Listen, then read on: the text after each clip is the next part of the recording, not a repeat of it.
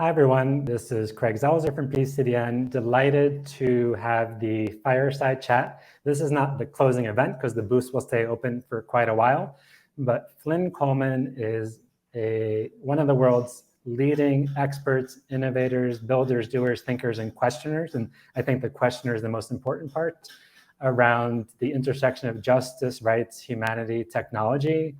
And if I read her bio, literally would be here for the whole session. So I will just say she just is starting a brand new position as the Fernand Braudel Senior Fellow at the Department of Law at the European University Institute in Florence, Italy.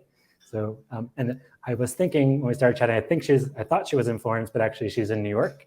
And she is also a fellow at Harvard and Yale, and is a lawyer and works in startups and is a soccer player. And if you haven't read her book, she's done a lot of op-eds, a lot of publications. She came out about 2.5 years ago with a book called A Human Algorithm, which is a great read. She's also on her podcast. So if you want to, she's been on lots of podcasts, so you can look up Flynn Coleman. But if you want to have an optimistic perspective, but not superficially optimistic, so not optimism washing, please read her book because it shows the potential for AI to augment and assist in bettering society, people, communities, and cities and nations. But her big ask in that book is everybody needs to be involved in shaping this. Whether you're an artist, a dancer, an anthropologist, a business owner, whatever your profession or interest, because if we're not involved in shaping it, this is already happening, it will shape us. So that's kind of like, but it's kind of more optimistic, and the prose is beautiful. So what we're gonna do in this session, just like all the sessions, you can put your comments in the chat box. Please put your questions and answers in the question and answer box. And I will ask 2 or 3 questions of Flynn, but I don't want to talk, and Flynn, I could listen forever, but we really want to make this as interactive as possible. So when you put your questions, you can also raise your hand or message me and say you'd like to come on stage. And Flynn, her bio sounds intimidating, but and she's a very strong person, but don't be intimidated. So please come on stage and you can share questions or comments, whether it's on careers, ethics, the war in Ukraine. So Flynn, thank you so much for making time to join us. I know you had a lot of things at Yale today. So I will start off with a question. For those who, there's so much going on in technology. We're accelerating, at least part of the world, not the whole world, at a pace that our brains can't keep up at. So, and if you think back just simply 20 years ago, I remember watching people walking around with cell phones was crazy. And when I used to see people in DC with headphones on with their iPods, I thought they were talking to themselves. And now a lot of people, not having a phone by our side creates insecurity and anxiety, not for everybody. And just the pace of information. So one just simple but not so simple question for people who don't even understand what AI is, artificial intelligence, and both the positive role it is already playing in our lives and the potential negative role. And I'll put this into a context. Catalina and I were married, for people who don't know, Dr. Rojas. And so we have an ongoing battle because I say, I think self-driving cars in general are going to be 95% safer than human-driven cars. And of course, they could be hacked, they can break down. So it's what is how do you demystify AI for people in a way, what's the potential for impact that's already happening? What's the scary potential? And how do people start to engage with this and just say, don't just leave it up to the techies, coders, and people with lots of capital? Indeed, just a small question to start. So I will tackle that, and I just want to take this opportunity to thank Craig and Katja and the whole team. Craig is so generous, as you all, probably everyone here knows, the great convener, the great connector, and Katja and the whole team. And so I'm just really honored to be here, and our friendship and the connections that you make in this world mean a lot to a lot of us. I'm also a big fan. I have my mug. So thank you all for being here, and thanks to Craig and Katja and everyone. It really means the world, and you really walk the walk in terms of bringing us all together. So thank you. I'm delighted and honored to be here. And I look forward to questions. And yes, people jumping on stage. That's a Air Meet feature that, that sounds awesome. I will just say, I think that regarding the future of technology, AI, everything that's going on, of course, it induces a lot of fear and a lot of anxiety. And on the one hand, assuaging that anxiety and feeling optimistic is important, but it's also important to kind of face the reality. I think that demystifying AI starts with the idea that AI is no one thing. We, of course, hear a lot about the hype and, of course, science fiction and the ways that we've talked about these things throughout, our digital technological acceleration. But technology is a history as old as human history. Fire is technology. Irrigation is technology. Celestial navigation is technology. We've been living alongside and creating our tools since the beginning of human history. AI is something that is big in the sense that we're creating something that's potentially smarter than we are or could ever be. And I think that's where a lot of the fear and the mystique comes from, because we've created systems and a bit of a myth that we are at the top of the food chain, we're the pinnacle of evolution, and that everything, stems from this miracle that is a human being. And I actually think that thinking of ourselves as one link in this incredible chain is very important.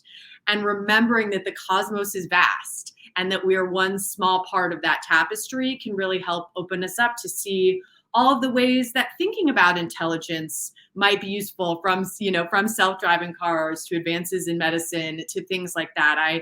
As you know, one of the kind of not so secret agendas of my book is thinking about the intelligence in the world all around us, octopus intelligence, the intelligence of crows and pigeons in the world around us. And I think that recognizing that smallness and uncentering ourselves, something we talked about in another session, really opens us up to the vast prismatic diversity of brilliance all around us. And so, yes, there's a lot to fear, but so much of that fear has to do with what we've ingrained in our systems writ large. So self-driving cars, just to take an example, I think that you pointed out something really important. We're afraid, but the truth is that humans driving cars and humans using weapons are the danger point. And so what we really need to be tackling are the lived experiences, the values, the ideas behind the people that create these things. Because if we demystify AI, we see it as part of a bigger landscape and ecosystem that we should all have a role in. And so I think so much of assuaging those dangers that are already here in terms of the racism, the sexism behind these systems, thinking about who gets to create them, is making more room, more chairs at the table for so many more lived experiences to be a part of building the future that's going to affect all of us. And that's how we enact change, which is why what you do is so important, because there's so many ways we all can, must, and should be involved in not just the code, in the funding ecosystem, who gets funding, who gets a say in how these things are built, and who gets to criticize the systems to make them better. So I'll stop there because we could go on, but you bringing us all together is a big part of the change. Okay, so I have two more questions, but then please, Flynn and I can talk forever. Catalina, you can come in, but please share questions, comments, and come on stage. That's the whole purpose of the bad thing is COVID has separated us in a lot of ways, but it's also created all these amazing ways to connect. AirMeet and Brella, there's Tech Change, and also Wonder out of Germany are some of my favorite platforms. So a question here is, when you think about, you're working I don't want to share too much, but you worked on human rights violations in some places, because you really are a cross-sectoral thinker. So how in the world, if you think whether it's the war in Ukraine or the violence in Colombia or any part in the world, this is like a wellness question. How in the world do you stay optimistic and resilient, both in terms of self-care for you and the communities and peoples that you accompany? What are the things that inspire you and inspire them to keep going? Because the world is pretty messed up. But you're generally, I don't want to say you're an over optimist, but you have a very optimistic kind of outlook on the world. So what is your advice for both you personally, but anybody working in change making? I like to call it a long, hard slog. Whether you're in policy, direct community services, fundraising, there's so much of this is so exhausting. Not the people, but the bureaucracy and the business of change is exhausting. It shouldn't be, but it's there's so much against it. So what is your thoughts around how do you sustain it? what inspires you, and things like that, because the challenges are so huge. The challenges are so huge, and I see we have a comment from Raju in the comment bar about wellness and social change being interwoven, and I think that really is a critical connection point, because the truth is we are in a very dark place. I am deeply concerned, and if you are not anxious and depressed about what you're seeing all around you, it's possible you're not paying attention, because I am deeply, deeply concerned. I think we're in a very dark place. I think the trajectory possibilities are very, very bleak. And I think that the irony being that the optimism springs from that, because it starts with the reality of paying attention and bearing witness and facing what's in front of us and not looking away, and not being overly positive when things call for serious criticism and serious dismantling. And I think that, for me, it's not so much an optimism or a hope born out of that I think this, that we're in a good place or even have a possibility of heading to a better place. It's that I want to see us go down swinging.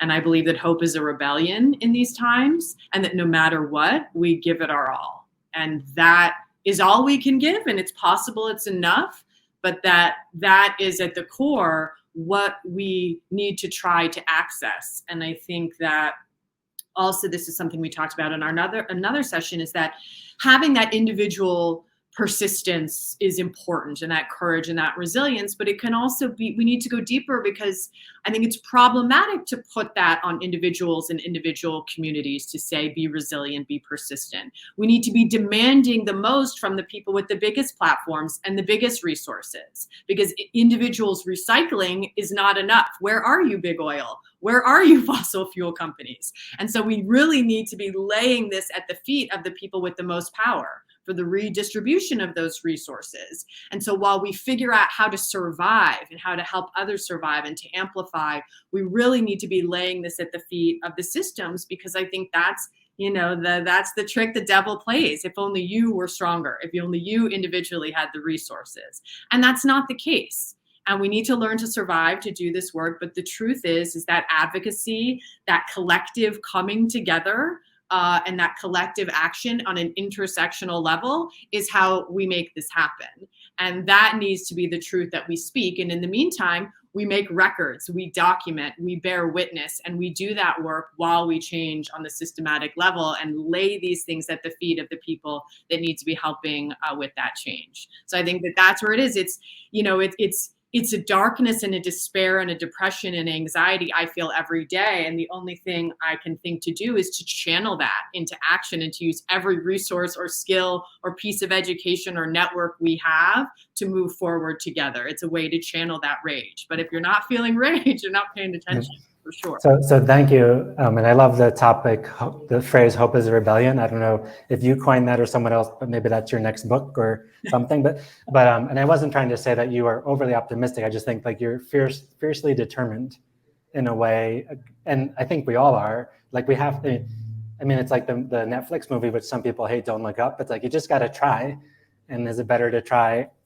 So questions are starting to come in. So please, everyone, if you want to come on stage, raise your hand, put questions. So I will show the first question from Lena from Yale University.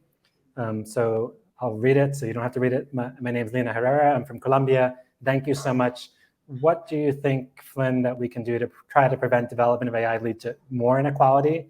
If you think of, and she adds a second part, as with other technology. So, and to make one comment for that, if people do have access to Netflix, interesting algorithm. There's an episode of Black Mirror, which is like the negative aspect of technology. It's darkly depressing and bleak. But there is one episode on social media, I think in season 2 or 3, where, and this already exists in some countries like China to some degree in terms of but everybody has like live 24/7 points assigned to you based on your interactions, and how many points you have gives you access to different levels of society.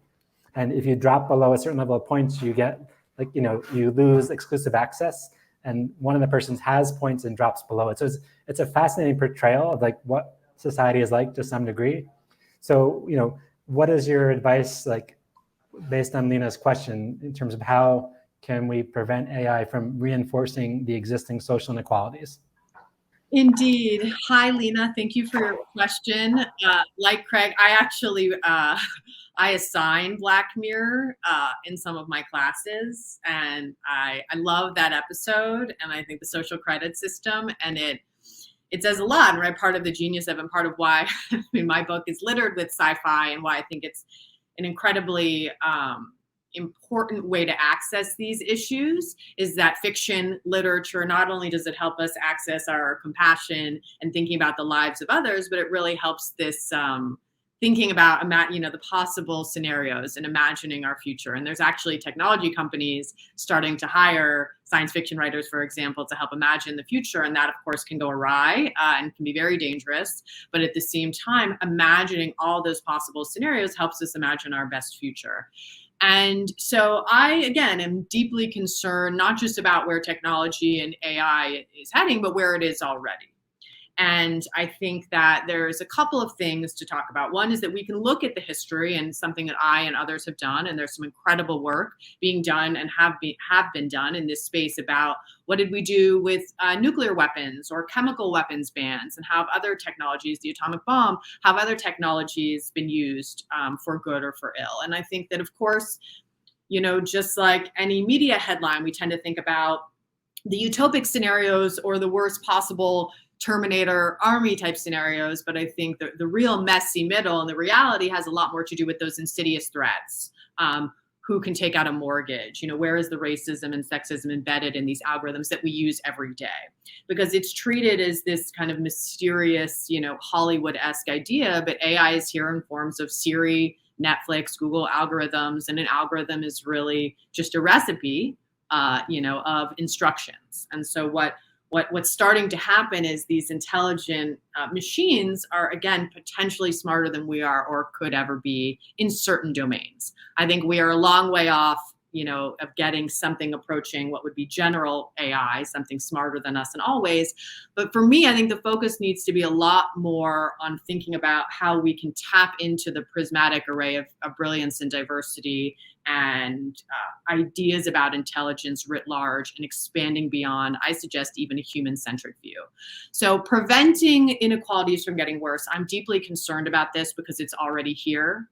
I do think we're at a bit of an inflection point, and I hope there's a bit of a reckoning. I even think, as others do, that just talking about ethics is not nearly enough to get us where we need to go. I think that those buzzwords, while they help with media hype, I think we really have to get to the root cause of these issues. And there are justice organizations, groups that have been doing this work. So a lot of it has to do with listening to the groups that have already been doing this work.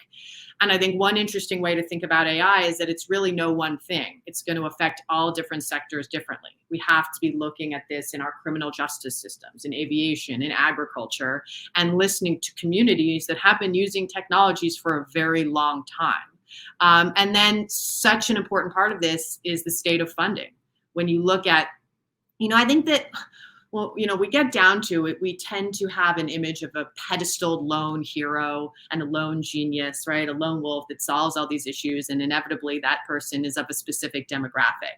The truth is these ideas come from thousands of people across the world that come together in incremental ways to think about these issues. And so moving to a collective approach is important, and also just beyond, for example, the self-driving car. Who funded it? Who is in trouble if and when, as has already happened, a self-driving car hits someone? And also, what are we so afraid of when we look at this, the statistics that have to do with driving accidents? I think, and we talked about this in our other session, that decentering ourselves at the top of the food chain and embracing our smallness is critical, because then we open ourselves up in a humble way, full of humility for what the possibilities are, and listening to communities affected and centering them in our approach. So I'm going to ask one follow-up question, then some more questions have come in. Great. So you talked about kind of who gets to decide, and basically who has a seat at the table or who has a seat at the algorithm. Would be interesting to visualize it. So there's two questions here. One, just for people who don't understand, including myself, even though I've read so much on AI, like how is the algorithm developed? Let's do something very simple, like like imagine you're trying to decide how to paint your house, and now you can use like different algorithms to like visualize colors and designs. Like how is that actually designed is one question. And then the second one is, so much of this is about power and resources. So there is, I remember back in the internet age, I'll tell a very quick story. I was living in Hungary, and I remember like the internet started coming out, and I had access to a mainframe in the US. And then like eventually I started hearing about this, and it was like, everyone, like the information age is going to radically change society because it'll be endless information. And it's turned out to just like, in a lot of ways, be a nightmare, even though the connection's great. So with AI, and a lot of this was funded by defense and tech companies trying, defense was more for a specific purpose, and tech companies is like unlimited profit. So is it going to be like the tech companies and the people who have access to large capital, venture capitalists and others, who are building the systems that's then going to be imposed in all of the world? Or is there also kind of local efforts, which I know there is, like where people in Colombia and other places are saying like, no, we want to shape the AI in our region and in the world, not just be subjects? Yeah, there's a lot in there, and I think it is all interrelated. And I saw Raju had another great question we'll get to about civic duty, and you also put in the chat, Craig, I saw Algorithmic Justice League, great, and data in society, and thinking about these approaches. Yeah, so of course, our ecosystem is filled with entrepreneurs, organizations, groups that have been doing this work. And so that's why that funding ecosystem is incredibly important.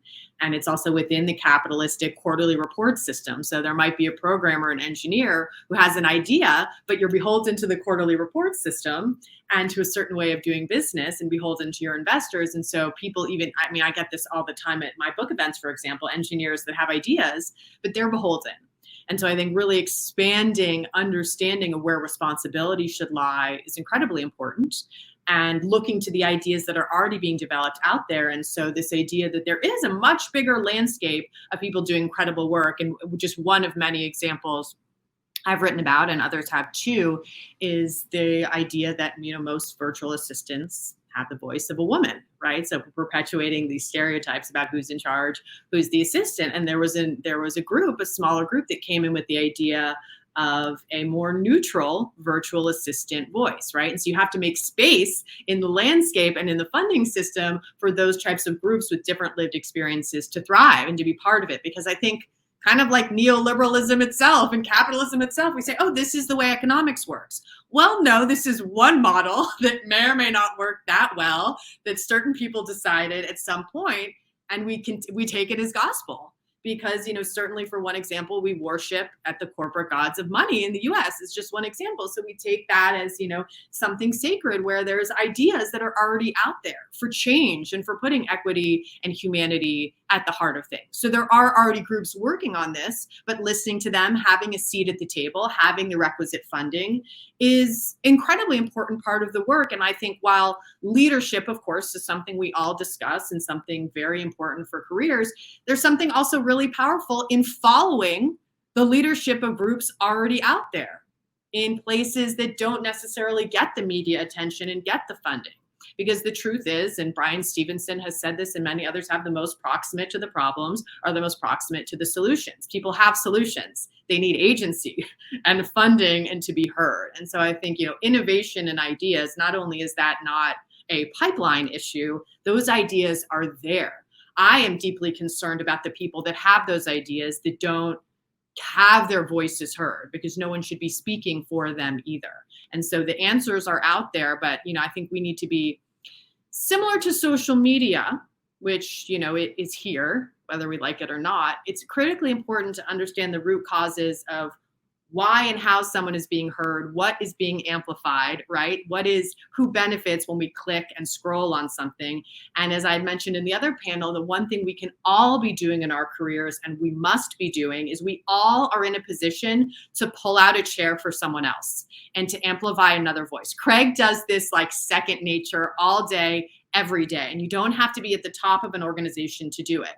And it doesn't necessarily need to be your friend, but someone whose lived experience isn't being heard. And I think the most powerful thing we can all do, no matter where we are, is to be doing things like that. And I think that type of forward motion is what can really spark some change. Wonderful. So questions are coming in finally, lots of questions. If anybody wants to come on stage, message me. So I will show Roger's question, then we have Marcus, then Lena. Great.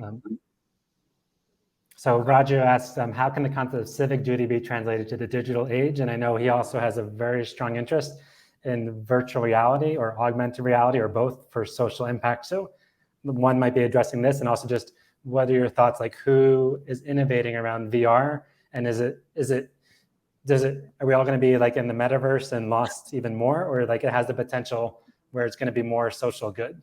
Okay, we would need a whole session just on the metaverse. So I'm loving Raju's questions. Thank you. And I think this is a really critical one. So this idea of translating and what does civic duty mean in this age. I have done at Harvard a bit of work on this actually recently, looking at the future of e-governance and digital democracies. Some may be aware of some of the things that are going on, for example, in Taiwan, also in places like Estonia.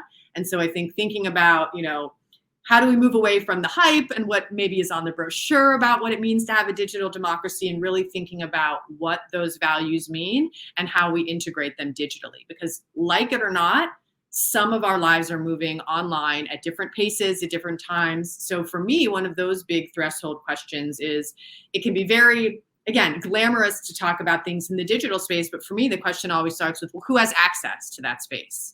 Well, we talk about a very small segment of, a place that has the funding or has the resources to do this. So much of the world still does not have reliable access and to the internet, for example. And we saw this during COVID. And so those are the threshold questions that we need to be asking when we're talking about all the, more glamorous, fancy ideas of a digital democracy. So civic duty is civic duty. And so the question is, how are we making more space for those democratic values, for example, to translate into the online space? Because on the other side of the coin, just opting out of Facebook is not a solution, because in some parts of the world, that's where organizing happens almost exclusively, or that, you need access to your bank account or to your community. And so the individual opt-out is also not a sustainable or approachable strategy. So when we're talking about civic duty, what are the core values behind that we need to be translating for all of us? Because to speak of something, regarding democracy that doesn't have that space, that's the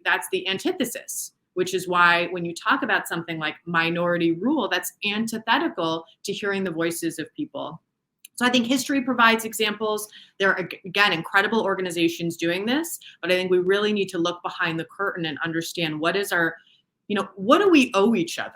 What is our obligation to each other as citizens, as people that are sharing this one, warming planet on fire floating through space? Like it or not, we are what we've got. This is where we make our last stand.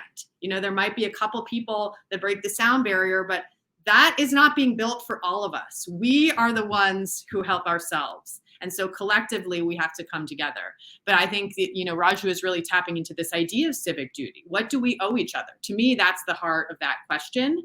And also, what do our systems and our governments owe us? And how can we better facilitate those conversations? So there's some really interesting ideas. And if we tap into what's best about this idea of information or data sharing, is that we should all have access. But Craig brought up something very important about information, and we all are hearing a lot about disinformation and misinformation, which is having too little is problematic, but also having too much. Because for disinformation campaigns to thrive, you don't need to speak any truth. You don't even need to say anything remotely close to that. All you need to do is flood the field. That's all you need to do. And so that digital literacy comes with that critical analysis of who we are and whose voice gets amplified. So I love these questions, and we need to be thinking about them. So just two quick comments, and there's lots more questions coming in. So great. The digital information is kind of like spam. Like the more you spam, it's a volume game. So you spam enough, eventually some people are going to click, whether you're hacking or just getting money. And then just super quick story. I worked on a project, I won't go into details, but it was like with rural entrepreneurs from all over Colombia.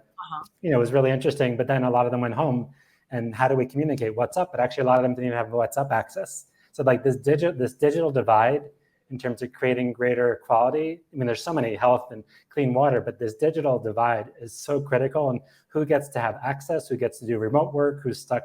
So there's so many questions here. So the next one comes from Marcus. I'll show it on stage. Nice to see you, Marcus. Flynn, how effective, ineffective are humanitarian development agencies on mitigating, responding to sexual and race-based abuse in organizations. Why isn't there better accountability, like for the aid sector? Because there's abuse everywhere, and there's been, particularly New Humanitarian has been doing really good work on this. If you look up New Humanitarian, some of the reporting on UN abuse scandals in Haiti and DRC and elsewhere, not just the UN. So any thoughts on Marcus's question? Thank you, Marcus. Hi, that is a great, really pointed, articulate, incredibly essential question. And I love it because it brings up something I think that is difficult and important to talk about, which is the abuse and the toxicity that can happen in the development. I find that word even in and of itself a little bit problematic, but language is evolving and we need to be really cognizant of that in the humanitarian space, because I do think it's really, it's complicated, because I think that there's a self-righteousness that can prevent organizations, and none of us are immune from, not practicing what we preach. I think there's self-righteousness there. And then of course there is a funding issue and there's a lack of resources issue, and all of the same things that are called for across other types of organizations must be included in the humanitarian and development space. I have an incredible friend who just came out with, she had a report on decolonization and digital futures in Harvard. I highly recommend you check that out. I can also send it to Craig to send to people. So thinking about these new approaches, and then there's someone else at Harvard Sabello does incredible work on these ideas of Ubuntu in specific, but new approaches to AI and taking a new approach from a different lens to think about these issues. And so I think that just like any organization, it's full of people. We are all here with our same human flaws and foibles. And that's why I always start with, we recognize our smallness and our limitations. So much of this can start to be a real conversation when we recognize our human brains, while incredibly complex and amazing mechanisms, are deeply flawed and deeply limited. Same with our organizations. So when we talk about, for example, this idea of getting experience in a field, I find unpaid internships problematic, because it excludes so many people, right? And so we're working within these systems, and we're told we're supposed to be resilient and do certain things, but none of us are immune. So how do we practice what we preach while at the same time, holding those with most power to the highest possible standard? I think when you're talking about something like abuse in an organization, everyone requires those human resources level boundaries and protocols, no matter who you are. And I think we've seen a lot of those houses of cards falling. There's been, Hulu series about it too, about, the fraud, the age of scams that we might be in, and really going behind the curtain. And I think that while technology has done some incredible things, I think there has been a gauze that has been put over a lot of our communications, where the most extreme voices get heard, and we're not having the conversations we need to have, like Marcus's great question. And so it starts with calling it out. There's incredible people that have been working on, Tarana Burke doing Me Too movement around abuse and harassment. We're seeing incredible organizations and people that have lived through and really understood what the assignment is in terms of what we need to do. And so I'll just say that humanitarian organizations are not immune from the same things that affect other organizations. And as us coming together as a community that's dedicated our lives, we need to be the change, and we need to be walking the walk of holding people to account, which is why I find that accountability, transparency, and bearing witness is such critical pieces to the work we do. The documentation, the speaking out, the coming together in community to talk about these things, because it threatens the future of all human rights, humanitarian, peace-building work when we don't root out the abuse and the harassment, at home. So just two quick comments, and to make a plug, Accountability Lab is doing amazing work, and they have a booth here, Alawi. So please check them out, because they've done some of the most creative stuff around corruption and accountability. I mean, we need naming and shaming, but they do a whole different approach and culture change. Catalina and I do small scale investing in startups. There's one called Flare App, which is really interesting, which is using technology. It's not, there's so much harassment and sexual-based violence and gender-based violence. So they're using technology in a really positive way. So like where you can have access, you can pre-program your phone for all kinds of things. You push a button and like you can call the police, your friends. So it's like an interesting use of technology. It doesn't solve systematic gender-based violence, but it's interesting. And there is an AI company that's using AI for reducing harassment. I don't remember the name, based in California. So we have about 10 more minutes, not 10 more questions. So the next question. And sorry, and I'll just add, I advise an incredible organization that you actually, said perfectly, who also does similar work around creating digital tools to support survivors of domestic violence and things like that. And it's called Spring Act. Okay, wonderful. And just a little plug for PCDN. So next week, we'll have a podcast with Marcus, so you can check that out online. Then we're doing a closed session for our career campus. Morgan Mueller, who's been working on gender-based violence for 20 years, including at Vital Voices. You're going to be talking not so much about gender-based violence, about wellness, like how do you work in that kind of context. So great. Lena has the next question, and please keep the questions coming. So following up on what was discussed about, is AI adaptable to each reality? Or is it more like a general problem? So is there like a universal approach to doing AI well? Or like each culture or company or community or government should decide on the boundaries? Or, I don't know, or however you want to interpret the question. It's a good one. Lena, another great question here. So is AI adaptable or adjustable to each local reality? Is it more of a general approach? So I think that we start to see that the hype and the way AI is described is not the same as the reality. And this actually reminds me of something I had wanted to mention about this work, which is that the technology is incredible, but I don't even think in the future, we might not even use the term AI. We might end up calling it, something else. It is no one thing. It's different in every sector. And also, as of right now, when we peek behind the curtain, for example, when we're talking about content moderation, that is people. That is human beings, and that is labor that is used often in inappropriate ways to do the work that, again, the head of a company gets to call AI. There's also, and other people have talked about this, there are the environmental costs to our environment, to our planet for doing this work. And that's, of course, AI and also, crypto and all of these to use a euphemism, ideas around what the future looks like. And so really, understanding that these are human beings behind this work and that it should be done in ways that connect to all of our lived experiences. Just to give one more concrete example, there are many people in the space and Zuckerman and Joan Donovan do incredible work around thinking about the future of what our online communities look like. And that part of the problem with this bigness is that we all become lost. We become numbers or less, we're bits of data sold to the highest bidder, right? So I think thinking about this idea of how are we, I guess at the root is that it didn't have to be like this, and it doesn't have to be like this in the future.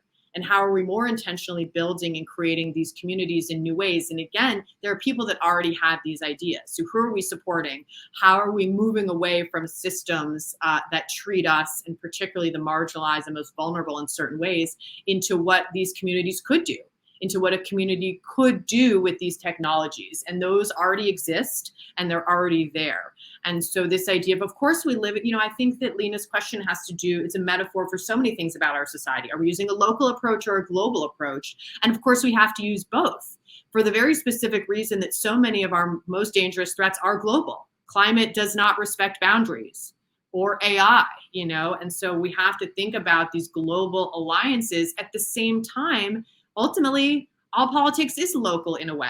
Who are those local leaders? And not just who are those local leaders doing the work, but how do we have a journalism ecosystem that's supporting local leaders, but also holding people to account? It's all connected. So if a local paper dies, then you're not holding people to account on a local level. And those are the people that eventually run at the national level. And so I think that really thinking about, one thing to take away from this incredible career networking event that Craig and others have put on is that we all should have a voice, and that there's a role for all of us. We don't all have to be coding. We don't all have to be, human rights lawyers. We don't all have to be doing any one thing, but there should be room for all of us in our own way to be taking these ideas across sectors. Because the answer is these need to be global vision, but everything is locally administered. So we have about 5 more minutes. I just want to mention one organization, Flying Labs, I think is one of the best examples of using technology locally rooted, because I think they're in 20 countries, each one's independent, and they're using drones for social impact in agriculture and health. And it's like a network. So instead of, Patrick Meyer, is like the head of the network, but it's a partnership. And people in Zambia can learn from people in Switzerland. So check out their work, because I think, and he does a lot of writing on power and dynamics and who gets to speak for who. So I think it's one of my favorite examples of like how this is being done and could be done. So next question comes from Catalina. I'll bring it up here. So Catalina from PCDN, nice, thank you, Cata. So I'll just read it. Social networks, have an increasing role in favoring candidates. So people who may not be following the Colombian election, we have our second presidential round of elections on Sunday. We have someone kind of like a Bernie Sanders, a former guerrilla, who was mayor of Bogota. And then we have a very right-wing candidate like a Trump, exactly like a Trump media, a real estate mogul. And he's done about 80% of his campaign on TikTok. So basically Kata is saying like a lot of the content in these campaigns are not facts, but very effective in kind of outrage and getting people scared and electing. So what can be done? Because this trend is spreading. The US is now one of the epicenters of disinformation in the world. So just like how in the world is this going to get worse, or what's happening to try to make it better? Kata, as always, with the brilliant questions. And of course, your question has to do with political candidates on social media, but the metaphor is throughout society and really everything that we're doing. I've done a lot of recent writing on disinformation, Russia's invasion of Ukraine, for example, and the disinformation propaganda machine. So propaganda is nothing new. We have been, as human beings, doing it for a very long time. The only difference is the speed and scale allows this to spread like wildfire, like never before. And there's what's happening in Colombia. There's, of course, Cambridge Analytica, from Hungary to Myanmar to the Philippines to the United States. Kata, I got you, you got me. This is the question. This is such a direct threat to our democracies, to our very lives, to our futures, and most importantly, to our children's future, and to the generations who are not here. We have a responsibility to the generations who are not here. We must do everything within our power to leave this world better than we found it. And this is, of course, of deep concern. And so one of the main problems and complications with this brilliant question by Kata about what do we do with spreading lies on social media for political gain, for power, is that the problem is facts don't change people's minds. And this is at the heart of this. So countering disinformation with facts in and of itself is not enough to change minds. When we step back and think about how the human mind works, it's there for survival. We filter out most of the information that we get every day. Are you reading me, Craig? I just want to make sure. Okay.